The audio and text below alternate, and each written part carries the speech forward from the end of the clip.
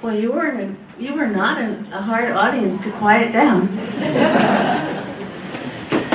I really apologize for our delay tonight. But believe it or not, this was completely tried out today and it worked. So it wasn't for lack of trying to be prepared. I really apologize. But we're ready to go here. And my name is Penny Wright.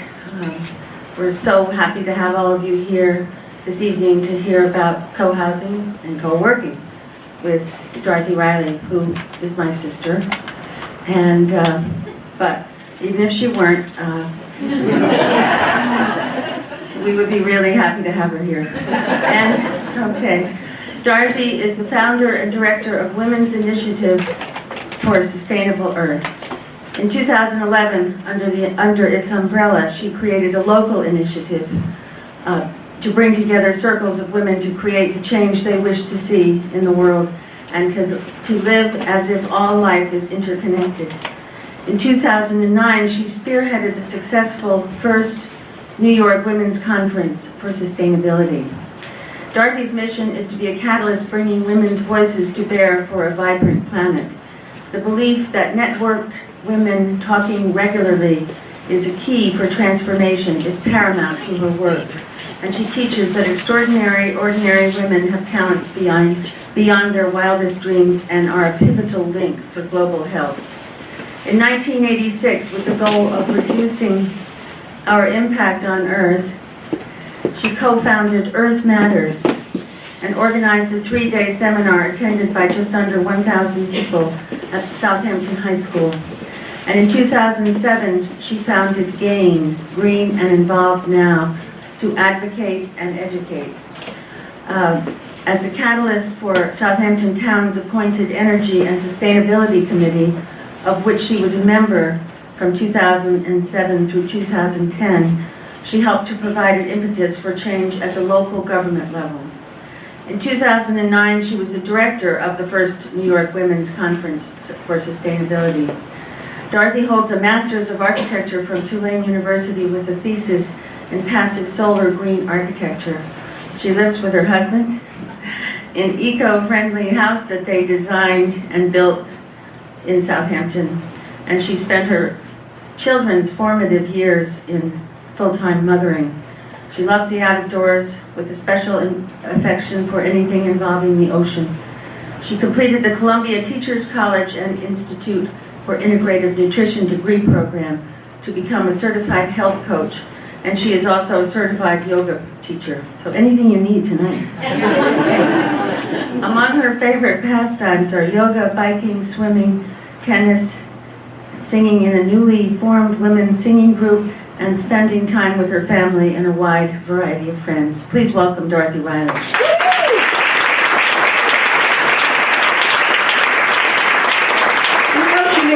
That stuff up, for sure.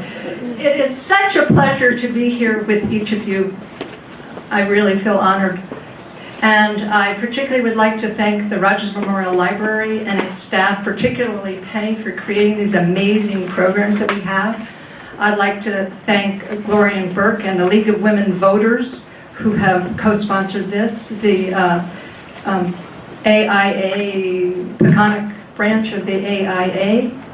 And I'd also like to welcome Virginia Girardi and Bill Chaleff, who've done extensive work on these issues that we've got here, and members of the Transition, Hamptons in Transition, Bobby and Eric Cohen, who are in the back, who are doing all that they can to promote activities such as these that we'll see here and many more.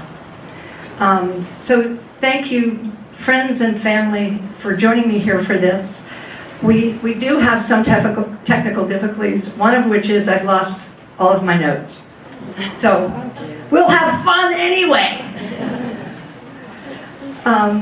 We're going to begin. This is a two-part event, if you didn't know that before. And so Penn's programs are typically an hour. Well, we've already lost 20 minutes. That's a bummer. But this will go longer than that because we have two different sections to go through. We're going to begin with something co-working. And I was first introduced to that when I had to climb up these stairs 3 years ago. During this time of year, they have the UN Commission on the Status of Women in New York City. And all different organizations get together and host little events in different venues. And you go to these places and get to see them, and this is called Green Spaces New York. But once you get there, it's a lot more friendly than this is. Than the stairs were. A friend of mine also joined this space and invited me up there. It's all one room, as you can see. And you'll find out that that's a slight disadvantage in co-working spaces, because if somebody talks, everybody can hear. And if you want to have a presentation, you can't do that in privacy. They do have some small little offices, but the way this presentation will go today is you'll sort of follow my learning curve as I was introduced to different things and found out different things along the way. So again, this is my first introduction to it. It was founded by two people, one of whom is a green entrepreneur and the other whom was from Wall Street. So they really wanted to integrate eco-concepts. They used recycled materials, and they attract people. 75% of their members are from environmentally related kinds of fields. It is in Tribeca. And then I decided, okay, I want to find out more about this. So I loaded and read a bunch of books. Unfortunately, I couldn't bring them tonight because they're all on my Kindle. But I figured what I had to do was pound the pavement a little bit and go knock on some doors and go to Manhattan and see what was going on. So I went to this place that I read great things about called Ensemble. And again, this is the entry, just walking right in the building through some nonchalant door. And in the elevator, I bumped into David. And David was a real estate, I'm not sure if he's calling himself a real estate agent. His business is in real estate. And a couple of years ago, he and his partner were looking all over New York City for appropriate office space for themselves. They signed a lease and were told for a year, and were told a month later that they had to get out. And they said, well, wait a second. We've got a year's lease. And they said, Buster, we are selling the building and we're turning off all the electricity, so you can stay here, but you won't have any amenities. And they realized there was a tough situation, not just for themselves, but for many people in Manhattan. So they created this place called Ensemble. And as I walked through the door, there was a birthday party going in one of the small offices to the side, and other people are standing around. And many people are sitting, working. That's another problem with this space, is that many of these people work until 10 o'clock at night. And so if one person's talking, everybody's hearing it, except for the few people in the offices that can have acoustical privacy, but not much. They're close to full occupancy. When they do, they'll open another unit. Very friendly people. At 2:30 every day, they have a cookie social, and they have a chef. And she bakes gluten-free, delicious cookies. I got in on the tail end of that one. They also, you can't tell what this is here, but it's a piano.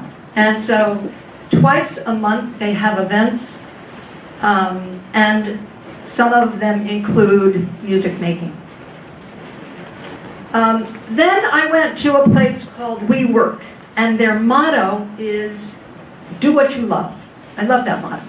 So I went to their very first office that they founded, make note of this, 2010.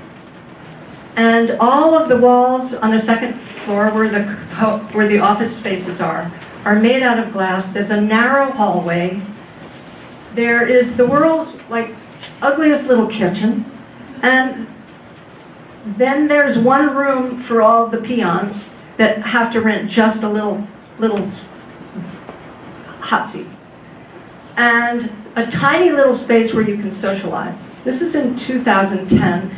And I didn't get the sense that there was that much camaraderie or there was not that much opportunity for cross-pollination in this particular space. But they went on, and now they have 300,000 members in New York alone. They have 7 locations in New York, 2 in San Francisco, 2 in LA, 1 in Seattle, 1 in Florida, a couple in DC, and that's in the space of 3 years.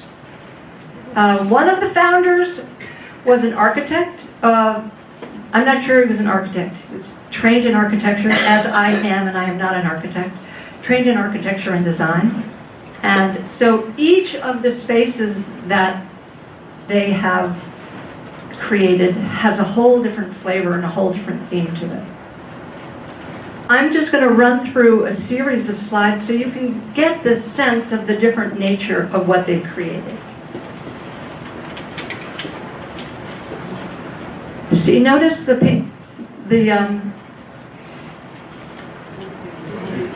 billiard, and you can just take the table off here and start playing, the top off the table.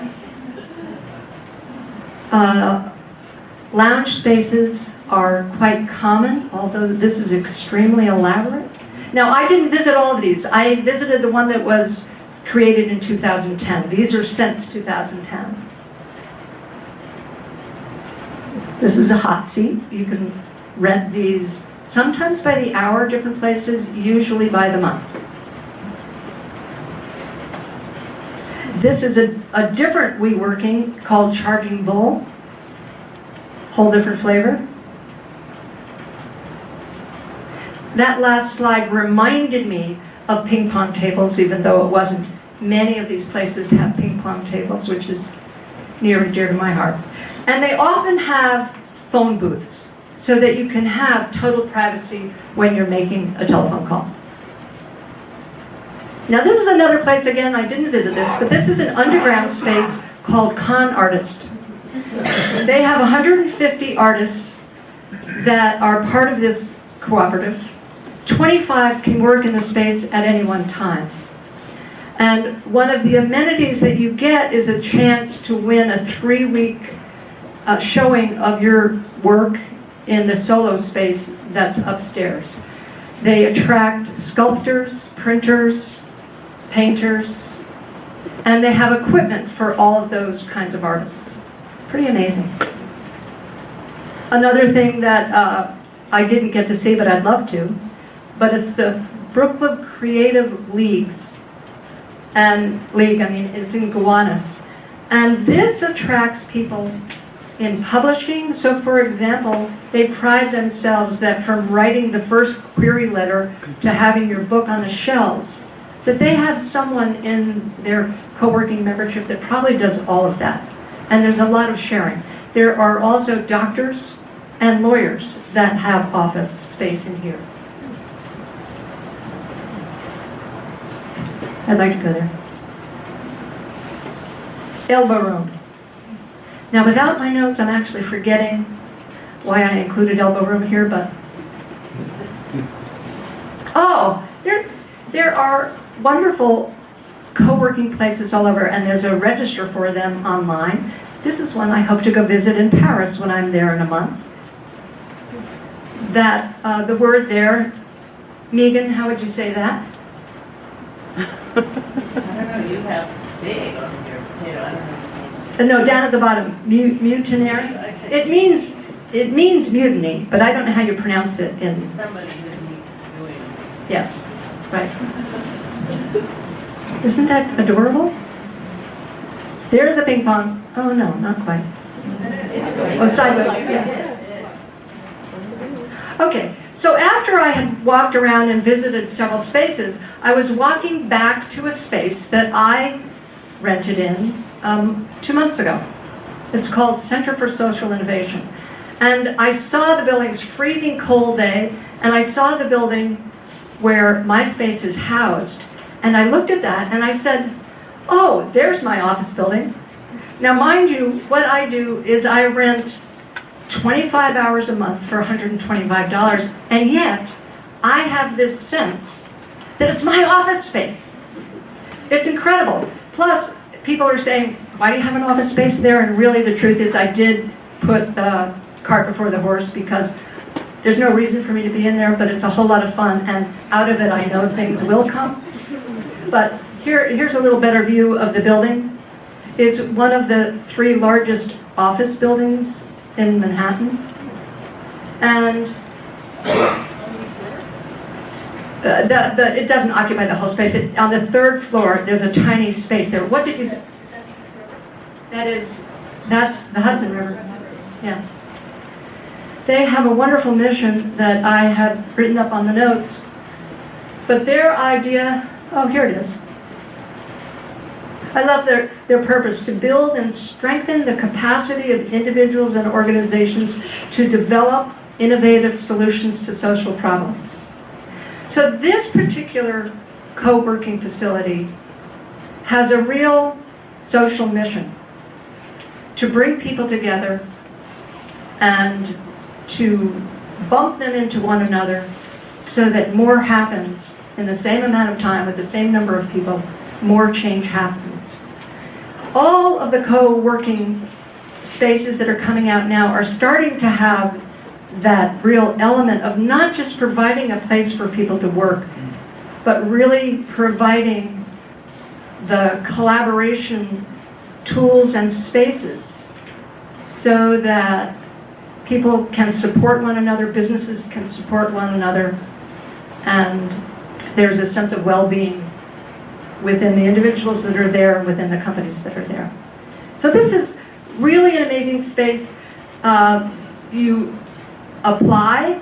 They are looking for people that have nonprofits, people that are social entrepreneurs, and people or organizations that support these nonprofits and social entrepreneurs in the space where I rent.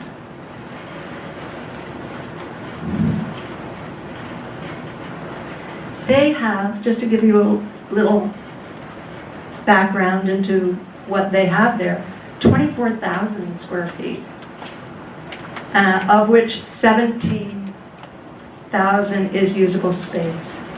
And 1/3 of that space is for public usage. I'll show you some photos.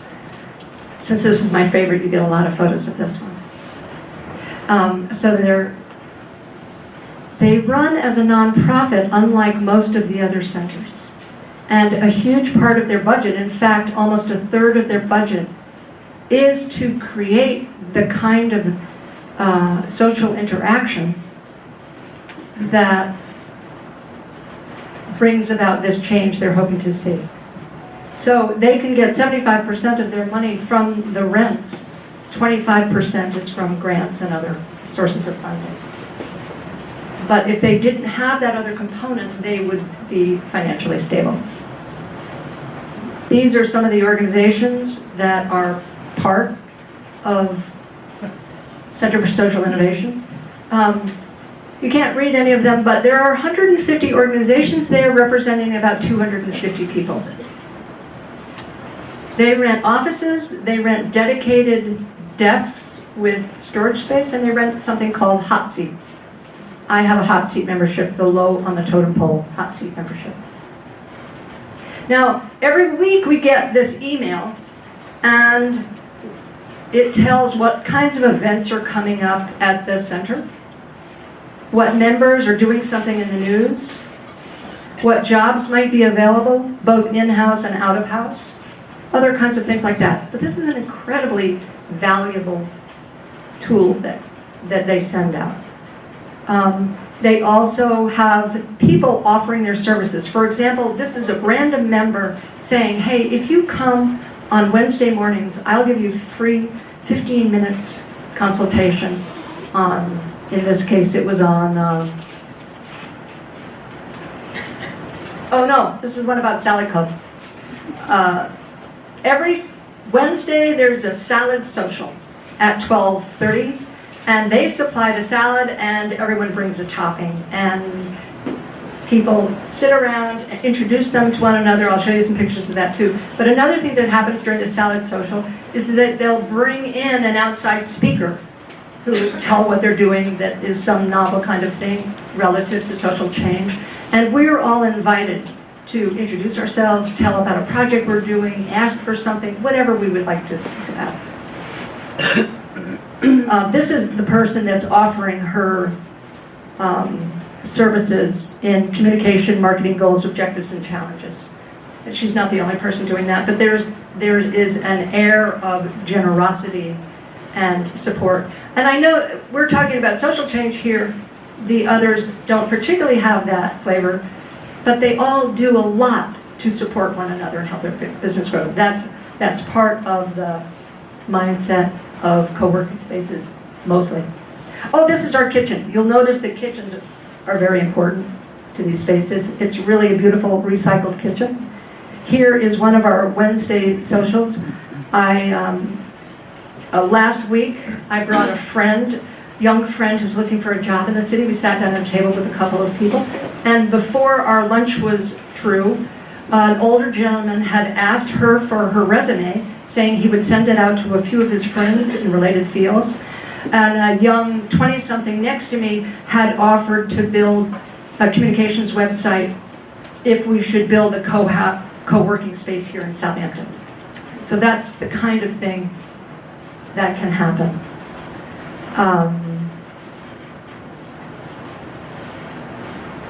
Big use of blackboards. In all the co-working space, there seems to be big use of blackboards, and they're utilized. Messages come and go, and requests come and go. The other thing that's big, besides the coffee, I didn't mention the coffee yet. How did that happen? Because the number one way people choose their co-working space is by what coffee do they serve. And they do not serve decaf, and they do not provide herbal tea. It's coffee all the way. So chairs is the other way. You can choose your co-housing space. And we have very comfy chairs at ours, as do the other places. The floor is totally bare. They're working on getting a carpet for it. Many of the tables you'll see are recycled, but the chairs, they put some real money down for it. These are some hot seats, so you can come in and you can just take a seat anywhere. Nothing fancy at all. Just the one thing there is a plug nearby. There's good Wi-Fi. You can make prints and copies. Free coffee, as I mentioned before. Some of the places, I forgot. Some of those places, offer free beer. Back to, WeWork. I told you about WeWork with the 300,000 people in New York alone today. They have pooled together and gone in on health insurance. So they're providing all of their members with reduced rate health insurance, reduced rates on rental cars, reduced rates on gym memberships, and a host of other kinds of things. Pretty clever. And another thing that our space does is that we rent out conference space. So there are 3 of these conference spaces we have, and you can take the garage doors up and it leads to the kitchen area. You can have a huge event there. Also, we have small office spaces that come, that's one of the many lounge areas you can see, recycled furniture. But I sat there yesterday and it was mighty comfy when I needed it. Because we are in such a big building, the building itself offers other amenities such as a shuttle bus to Grand Central. It's pretty good. Only 2 times during the day. I mean, not just 2 times, from 8 to 9 and 5 to 6 or something along that line.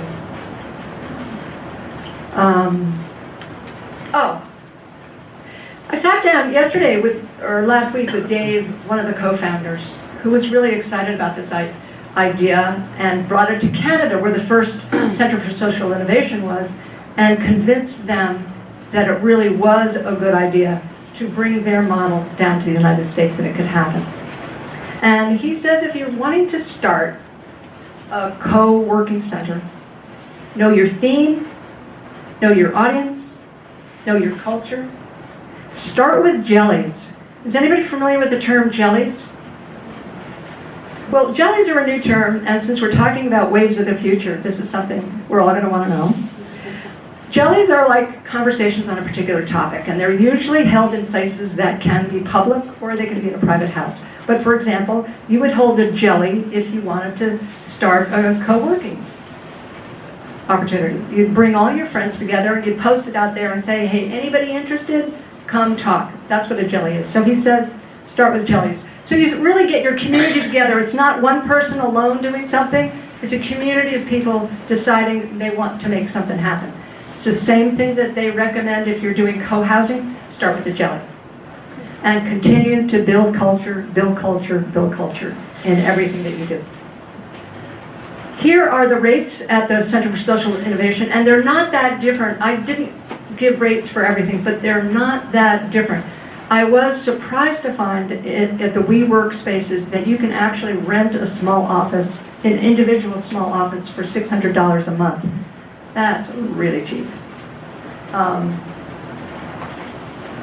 That, anyway, gives you a sense of what's offered. The private offices can hold, depending on the size of the office, 2 or 3 people up to 6 or 8 people at this space. Another thing that they're working on up in Canada is having a tool sharing library. They have a kitchen sharing library and a tool sharing library. They think that the sharing economy is the future economy, and I think that all of this points exactly to that. So, I want you to be reflective for just a second. What's something about your working space that you love right now? Just be reflective. And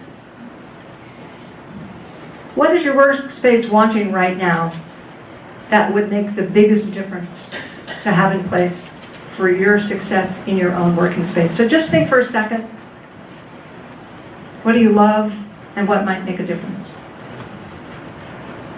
And can you just turn to the person right next to you, preferably not somebody you know, but that's okay if it is, and just tell them what you came up with. If you're feeling really shy, just say, "Not for me."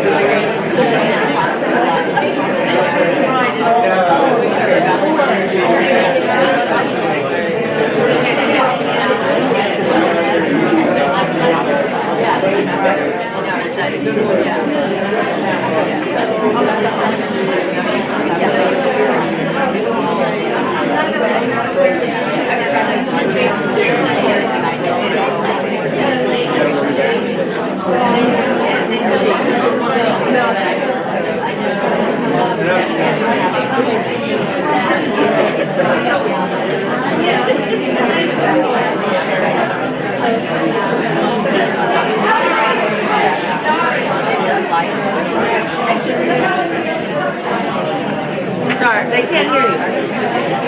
Star.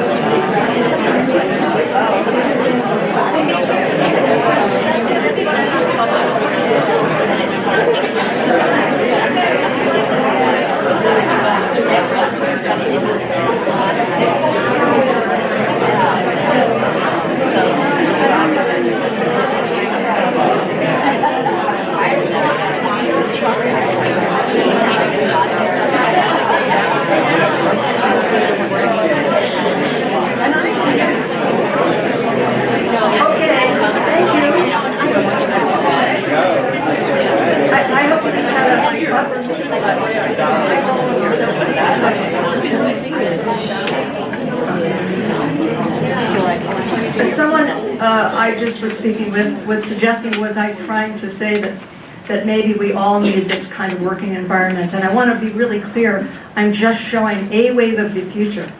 That certainly for certain kinds of work, this is not the kind of space that's needed. And not the kind of decision-making, probably. There are organizations that need split-second timing, privacy, and they don't want to bump into somebody at the water fountain. And there's another set of people, which I happen to be among, and that's why it interests me and I'm here, that for whom this would work. Anyway, I want to let you know that in the spring there is going to be a co-working space for entrepreneurs in Watermill. And it's at the Watermill Atelier. I'm not quite even sure how you say it. Atelier? Yeah, very exciting. I sent him a note a couple of weeks ago and never got a call back. So, but I'm sure he would be anxious to have you spread the word about what he's doing there. He expects in the first year to have to offer 50 memberships, and then I think you'll see where he goes after that. Space that I think would be fabulous if anybody's rolling in the money is this building right next to the railroad station. I love this old building. In fact, before we had kids, my brother Kenny and I, we talked about wouldn't it be really amazing to have a microbrewery there. Before there was a microbrewery out here at all, it didn't happen. But it's a great space, and I did go look at that space when it was, part of it was for rent. The basement is an amazing space. I just had so many fantastic visions. Another vision I have is, wouldn't that be cool? Wouldn't that be amazing if you could create a mobile set of offices that could sort of slink away at 6 o'clock or whenever they were having performances. Many of these office spaces give you a key 24/7, but many of them are open 9 to 5 days a week, that's it. So it's amazing to me to think of, I went there a couple of days ago, and there's a lock and chain. This was such a vibrant hub, and I'm sure they're intending to create it as a vibrant hub. I do have a little fear it may be vibrant in the summer to a select group of people. But I would love to introduce this concept to them, and if there's anybody that would like to accompany with me to introduce this concept to them, please talk to me afterward. I would love that. And this is the motto of We Work, a successful group. We work better together. I'm going to call up this other slideshow. Thank you very much for, that was part one.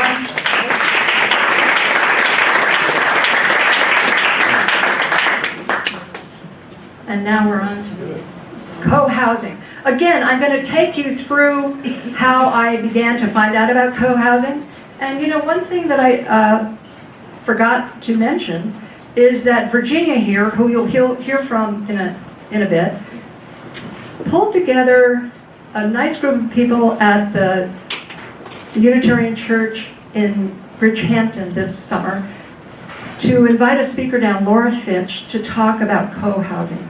She was the person really who brought it from Denmark 20-odd years ago. She's an architect, and she has done a lot of development and promotion of co-housing. Last year we had the opportunity to go up to Maine, and our daughter was working on a presentation in Architecture School of Design where they were designing buildings for an eco-village. We thought that it would be really fun to see that and take a little trip up there and see what else was up there that might be potential living models for us in our older years. So the first place we stopped, we heard wonderful things about. And it's a retirement community close to Portland, Maine. And we walked in there, and I tell you, I just felt dead, D-E-A-D, dead. There was so little interaction. It was all quiet. There was rugs everywhere. It was peaceful. It was a wonderful place to go and die.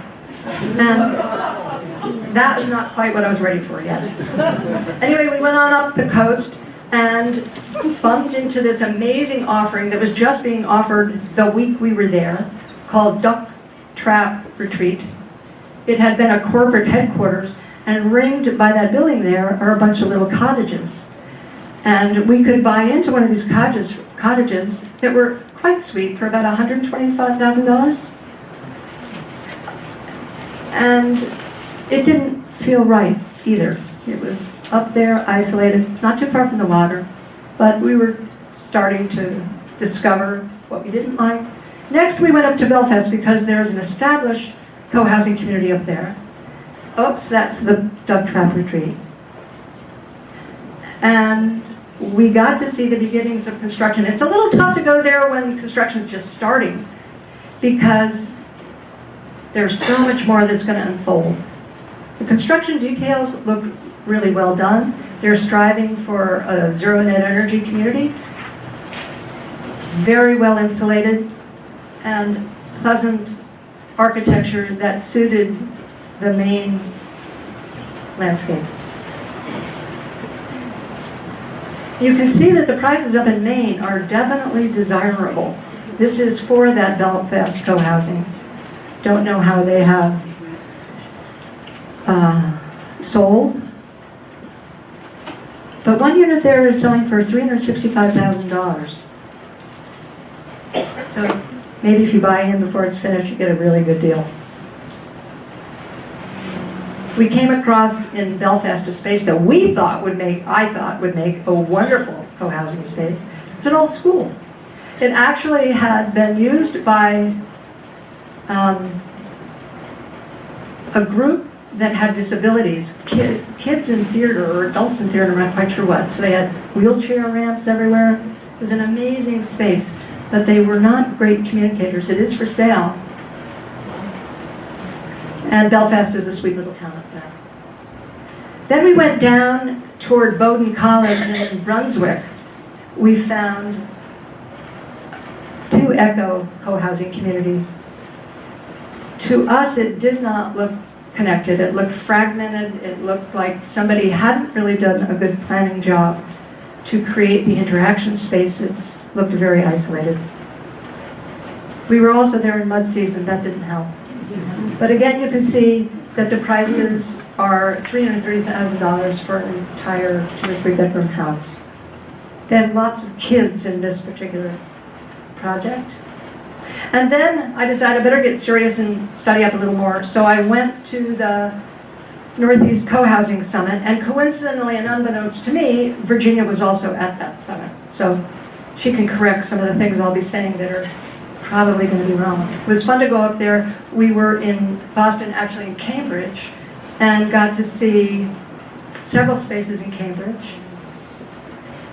So let's talk a little bit, now that we're starting to understand what co-housing might not be. It's a collaborative housing with participatory process. Members really engage in all aspects of it. It's private ownership of units. It's not a commune. There are not mixed incomes. Income streams are totally individual. There's non-hierarchical group decision making. It's not an elected board. All of the members are part of the decision making. They deliberately design neighborhood, privacy, and public spaces. And the houses are fully equipped. I know some people have this image that they don't have kitchens or they don't have bathrooms, I don't know what. But they do have everything, but usually it's in miniature. And they have common facilities. That's the big thing. They have common spaces where usually there's 1, 2, 3 meals a week that are shared. Sometimes none, but often several. They also share tools. If they're in a remote area, they're sharing tractors. If they're in an urban area, they're sharing craft spaces and media spaces and all sorts of things like that. So now one thing that's interesting is that some people use co-housing and intentional communities interchangeably. And whereas many co-housing communities are intentional, many are not. Many just want to bring people together and create a housing situation. Most of the ones that I have become familiar with do have some intentionality about it. Not religious intentionality, but more the spirit of civic good. Many are not green, and I'm sorry to have to say that many are not affordable. They may try and build in affordable housing, and be successful, it is a lot of work to do it, and it has to be done up front. This is Cambridge co-housing. A really attractive community. They have a common space. They allow the public to come use their common space. They have 42 units, I believe. Adults over 60, 70 adults over 60, maybe a dozen under 10, a dozen over 10, but the combined numbers are about 100. They feel like they're a little large, that decision-making is a little bit easier in a slightly smaller space. And you'll notice that many of the spaces have 25 to 35 units in them. And what some of the cleverer ones do, they may want more, and it can be more affordable if they have more, but they divide them into clusters of 30 per cluster. This used a modular construction. You can see they began with an underground parking lot, Bill Chalef's favorite, or surface parking lot. It was a brilliant idea. And you can see that the units vary greatly in size. They vary from 447 square feet to over 1,200 square feet per unit. This place also rents out 7 units. And that's another thing that sometimes co-housing communities have some means of bringing in a little bit of income. Often there are guest rooms built in so that when overflow company comes, there's a space for them. But in this case, they actually rent out some spaces. Oh, here's another one. Cornerstone Village, beautiful. You see it on the street, and you know there's something nice inside. And you go in there, and it's really designed for interaction. They did all of this on 1.3 acres. They have 32 units in this space. When I was in the community spaces, it reminded me a little bit of that resort, Mohonk Mountain House. They only have 72 people, and a lot of the time is spent in the kitchen and community room preparing meals. And right off of this space here is a little seating area with an atrium, just beautiful, and you just want to sit there and talk to your friends before you're going to go and eat your meal. So meals are prepared by the members. There's sign-up sheets so that each person puts in so many hours, or work is divided up in different ways depending on the desires of the community. Oh, this one was being rented out by Airbnb. I thought they must have provisions for allowing people to come rent your rooms. Nice little space, and that's the entry to their unit. This is a unit with an elevator, so they also provide spaces for elder people. These are some of the community policies that they have thought about and put down on paper. A lot of them in there. A lot of things to think about when we're going to be living in somebody's neighborhood. I mean, right next door to somebody. They come in all different sizes and shapes. Now, we just visited some urban ones, and then I got in the car and I went out to Berlin, Massachusetts. And this place is Camelot Co-Housing, just under construction right now, or just finishing construction right now. But you can see it's detached housing, probably duplexes. And their neighbor, which is in the same vicinity, is called Mosaic Commons. This is a sweet little place. There is the common ground between buildings, pathway just after a rain. That is the common house. And the kids are out there playing on the swings, and the dads are hanging around and checking on the kids while the moms are inside cooking a meal. No, I don't know. The moms are probably really off working. I don't mean cooking meals not working, but bringing in the bread. You know? And what they say they do there a lot is porching. See, a lot of co-housing life includes what we like to call porching. So they created the buildings so that the porches are on the open space and you can just sit and porch. And one of the things they do is they have porch crawls. So they invite people several times a month. I don't know how often it is, but everyone gets to go to one porch and then another porch. Just adorable. They also raise their own chickens there. I love it.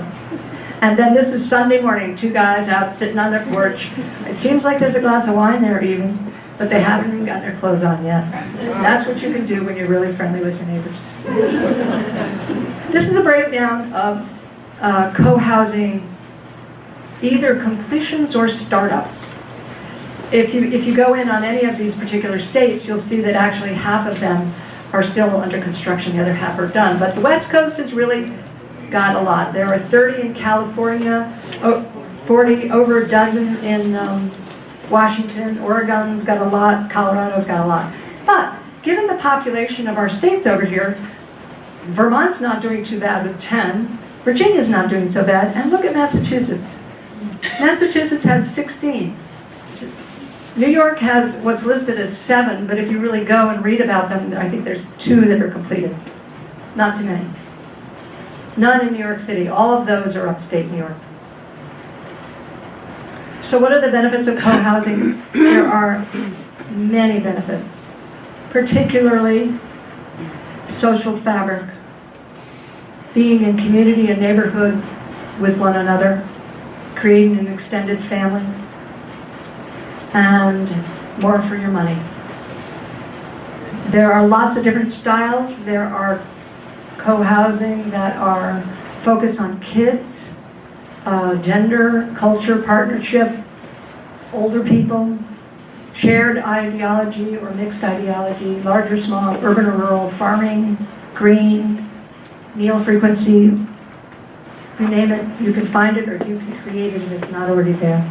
I spoke with Lenny Bronkers because I know that when she came here, she had really missed the co-housing community that she had just moved from, which was the one that was started by the woman who came, had done her research in Denmark. And she was excited about a lot of things when she got here, but when she reflected on it, she realized that there were some severe disadvantages. She was lured into this community that had started to age out. She had 2 young kids. There were no young kids there. She felt very isolated. There was also a member of the community that was in great standing there who had no personal boundaries and would come into her space uninvited and unwanted and just hang out. And Lainey didn't know how to set up her own boundaries and say, I need my space. Now, please, let's set up a time when you can come back. She loved, she raved about recycling, so we all have our own things that we really are excited about. She raved about recycling opportunities, and the library, the media sharing, wood shop. So that was her experience there. Again, I mentioned that there are multi-generational, but there are also communities, particularly for elder co-housing. And today, of the requests that co-housing, the National Organization of Co-housing in the United States gets, 60% of those requests are about elder housing. And in fact, I found that little ad over there, and there's a group out of, I believe it's Colorado, and they do bring people together and lead them through a process, in particular, about elder co-housing. It was pretty exciting to find that. They've worked on, I think, 26 different co-housing communities that have come to fruition. Higher quality of life, live longer. Now, I'm not sure about these statistics, but these people swear by them, that in fact, the participants of these communities really do live longer and also have less signs of dementia. You can share caretaking with one another, or you can hire somebody and share the costs of caretaking. Universal design is incorporated so that all of the facilities are wheelchair accessible and handicapped accessible. It's an opportunity to develop new interests. They're being engaged in so many different ways, and it's also really an opportunity to give back to community because, again, there's so many opportunities to offer your services to other people that are in need. One interesting study I read about said that, in fact, that civic opportunities, that civic capabilities and contributions were stronger in co-housing than they were outside of co-housing. There is a group study that is done by Diane Reilly, or it could be done by other people, and questions she asks in a 10-week process are, what's your aging scenario? Realities of getting older physically and emotionally? What kind of care do you want within and without of your community? What are your economics for aging? And your spiritual and philosophical outlooks on life and what you're looking for. And she leads those to bring people to an understanding of whether or not they would like to be in a co-housing community. This is, the little photo down there is an adorable center at the Elderberry Senior Co-Housing. If you are interested in something like an Aging Successfully workshop, you could talk to Penny after this and ask for the library to put on a program, something like that. We're also going to be circulating a sign-up sheet if you'd like to be informed about, we're going to have further conversations. If you'd like to be informed about further conversations, sign up, print so legibly, and with your email address. You could also use a little code if you'd like. I'm interested in talking about co-working or co-housing or both. So you can use W, H, or B. How are these things started? Usually you hire a developer. I know I thought, whoa, how do we start here? Well, they're developers. They're people that really do this.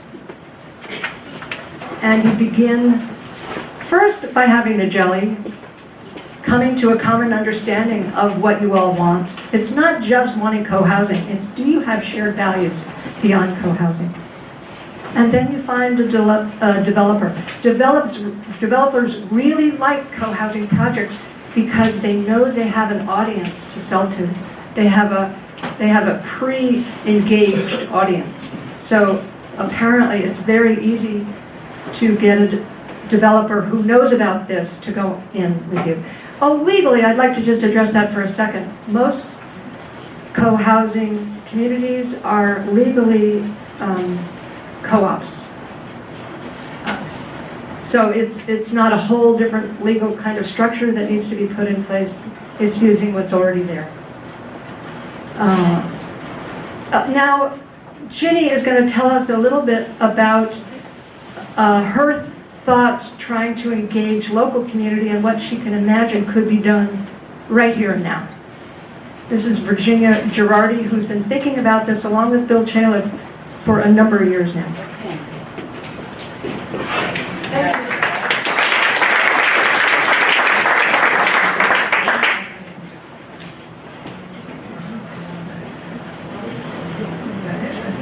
Okay, hi, I'm Virginia, and my interest arose kind of similar to Dar's, looking forward to, first it was looking forward to my uncle's future. He asked me to research co-housing for him because he was not computer savvy. I knew nothing about it, actually wasn't into coastal housing. He just wanted to buy a nice house in a green community. He didn't really want to have much to do with his neighbors. But as I did that research for him, I came across this concept, and which intrigued me, and I've visited several of the communities that were shown on the slideshow so far, and came back here to the East End and saying, how can we do this here? This is such a wonderful idea. I got such a warm fuzzy when you showed the slides of the porch crawling. It's just so, it's really, really wonderful to live in community with others. I have suffered from this isolation of suburbia, and I've had enough of that. So when I started to do some research here, I first looked into green building on the internet, which and I was hooked up with a gentleman who gave me a list of his contacts, and I came in touch with Bill Chaliff from Chaliff and Rogers, and he had been part of a group that had been discussing this through, I think, the coalition. Well, originally just a group of Okay. friends. Okay, so just a group of interested parties that had begun this discussion a while back, and I came to visit Bill all on fire about this, and he said, oh, well, let's see what we could do. So we were aware, or Bill was aware, and everybody else, I think, who lives in Sag Harbor was aware of this property that's been on the market for some time, and back in 2012, we got an appointment to walk around the property. There were no there was a site plan, but there were no plans of the building. So tape measure in hand and sketchbook. We drew out the size of this on paper, and this is the building that's on the corner of Germain Avenue and Joel Avenue. And it was originally, I guess, a plumbing facility, and you can see the condition of it now. It was left derelict for a very long time. There had been businesses in and out at several times. And so what we came up with was a program, and I'm not going to go that far ahead. I'm going to stay with that building, that developed it into co-housing apartments, about 30 units. The average square footage per unit was 800 square feet, and it would have included in common space, administrative, office and meeting rooms, conference room, a common dining room and kitchen, lounge, library, media room, laundry, fitness room and spa, sporting equipment storage, workshop and maintenance area, 2 guest rooms, and a nursery and a playroom, for a total of shared common space of about 5,000 feet. So the ratio of common area to private area was 4 private to 1 common, and we also thought that there would be shared facilities, greenhouse, garden, parking, solar collectors. Because of the flat roof on this building, there's a great opportunity to garden on the roof. So we came up with a rough number of a total square footage of 3,000 square feet, and if we were able to go up to 4 stories, we would be able to get 30 housing units, and we crunched our numbers of the current purchase price was $2.5 million for the property, which is 5 acres, by the way, with a natural wetland area that could have been reclaimed for trails. So the cost per unit for 30 units, we crunched out to $366,000 per unit. And of course, that doesn't include your common fees, okay, and your maintenance, just like in any co-op. But who wouldn't want a piece of property in Sag Harbor town for that amount of money?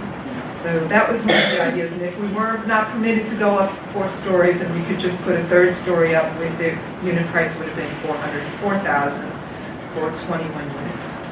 This property is no longer available.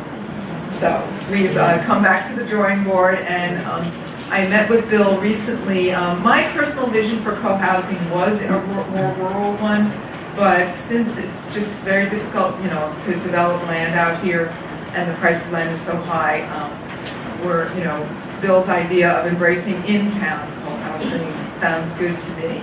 And he came up with a concept for decking over parking lots. And this is a plan that Bill drew for a particular concept for a particular place for a lot in Bridgehampton town. It's a small scale. The lot itself is only about 110 feet by 80 feet. But what it does is it takes an unused area in the town, which basically, the town has to maintain, the plowing and everything like that, and it turns into a source of income for the town. It still allows for parking, but then they build up, and there could be apartments over the parking area. And on the top of this building in particular, there is a waste processing, a concept for a waste processing plant called a living machine, which I'm not going to go into depth in right now. So taking that and bringing it to, on a larger scale that could accommodate co-housing, we were looking for bigger parking lots, and Bill suggested, well, just go to Google Maps and take a look and see where the parking lots are. And the one that immediately came to mind when I looked at Google Maps was, I'm going to try to get that map. There. There are two adjacent parking lots behind Sag Harbor. In the back there, one of them is kind of a low area. One borders the building where Dodds and Eater is, and it was where the gas bowl was removed, and the other one is, those two lots.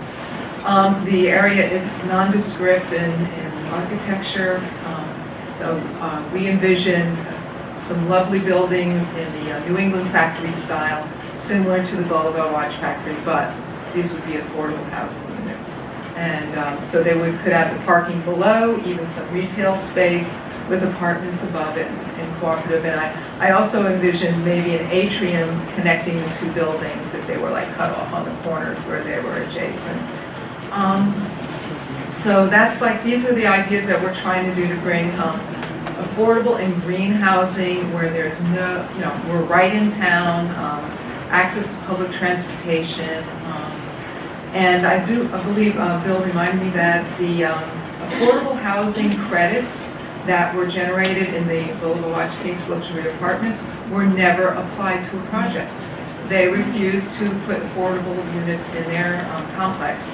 And so those are still awaiting to be received by a project. So this is just one project of many, and we welcome a discussion on that. And I don't know if Bill, you had anything to add to that, or if there was time for discussion on the aspects of the buildings themselves.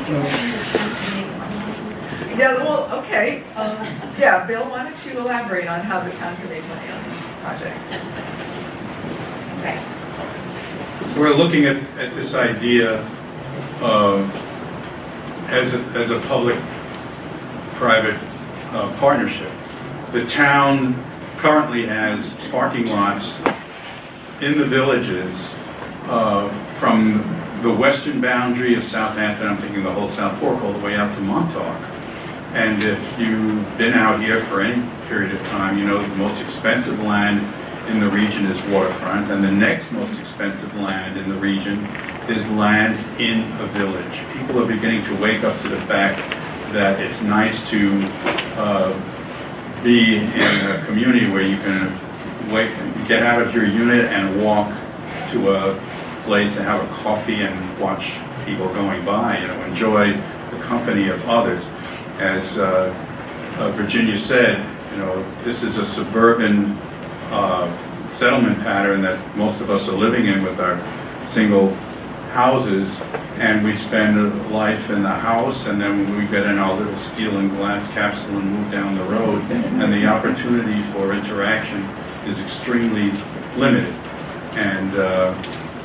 And most of us, as Dorothy has mentioned, also are looking at these communities for the physical attributes, yes indeed, but the social attributes.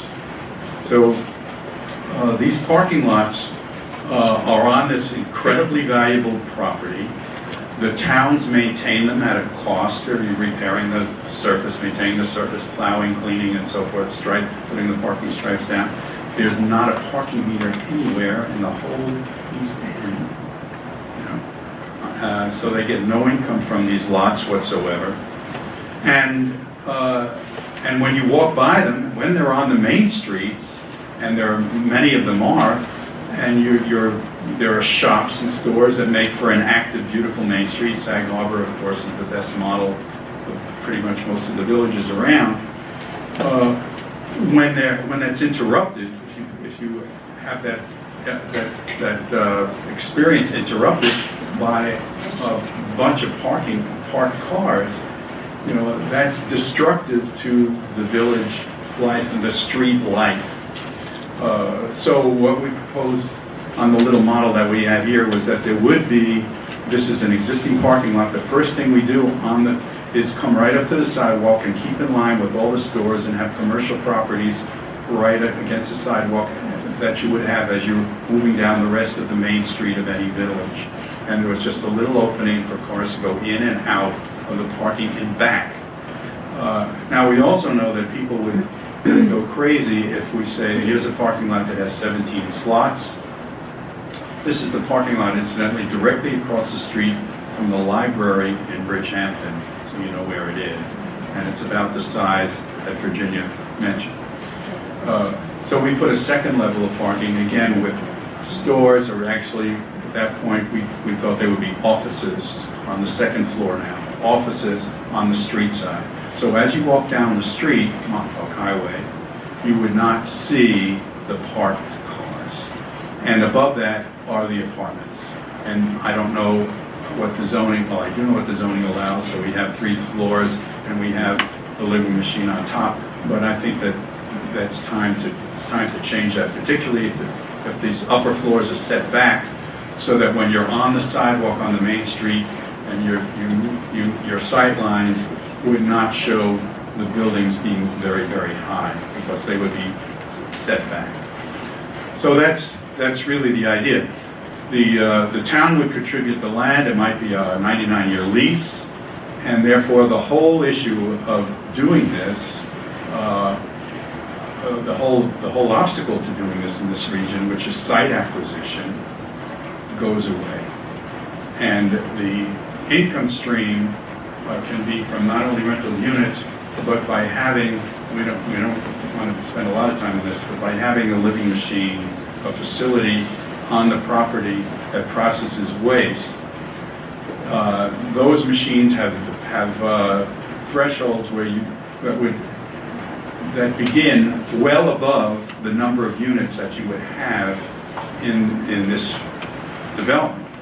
So it would handle the waste for the whole street, and thereby, and particularly that street, that section right there, has reached its septic limits according to the county regulations about how many gallons per acre per day you're allowed to put back into the ground.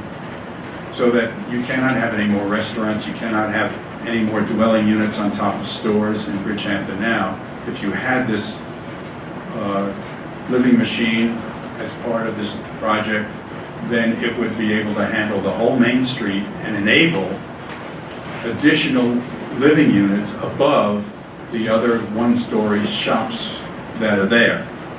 And they could even be part of the co-housing, even though they're not physically attached. So the town would have gained taxes from these additional units, and also we might assess the town for the use of the living machine. Thank you very much, Bill. That's a concept. And it's interesting, after we had a presentation 3 weeks ago on eco-housing and the solar decathlon, and Tip Berlin came up to speak with me, who was the past chair of the Green Advisory Committee for the town of Southampton, and Dieter, we spoke about how could we really promote eco-housing out here. And then we had a little meeting about that. Bill Chalif came and Bob Lund came. We talked about it, and the concept that surfaced was the importance of rezoning these areas so that we can create the opportunity for appropriate housing, co-housing, and co-working spaces. So Bill is going to be giving a presentation to the town board. In fact, you did it today, or it's next Thursday, Bill? It's next Thursday. So we have an opportunity now, right now, to be in touch with our elected representatives, whatever community you're in, and suggest that this fine idea be embraced. So if you are the kind of person who likes to give your politicians input, here are some ideas about exactly what you can do. Now, yes?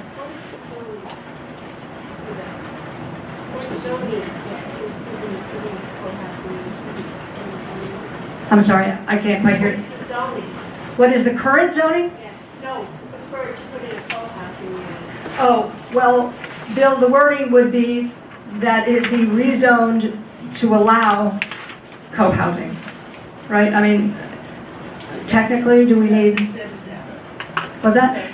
It does not exist. It says, number one, contact your town board member and request that they start the process for amending the local zoning ordinance to incorporate co-housing and working place or co-working in the definition section of the zoning ordinance. Right, it's not even there.